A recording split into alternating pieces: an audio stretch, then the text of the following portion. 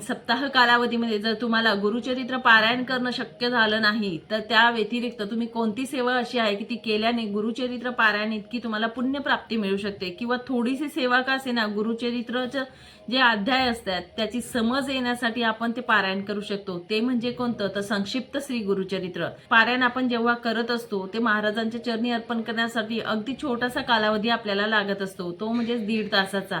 या 1.5 तासामध्ये आपल्याला गुरुचरित्र पारायण करण्या इतपत फलप्राप्तीही मिळत असते. छोटीशी का असेना सेवा आपल्याकडून आपल्या गुरूंच्या चरणी अर्पण होत असते.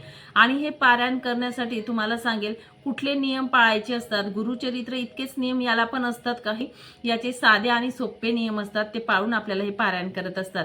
याविषयी संपूर्ण माहिती जी आहे ती आपल्या स्वामी माऊली या चॅनलवर देण्यात आलेली आहे. तुम्हाला जर संक्षिप्त श्री गुरुचरित्र पारायण करायचं असेल तर नक्कीच माहिती जाणून घ्या आणि खालील दिलेल्या लिंकवर क्लिक करा. श्री स्वामी समर्थ.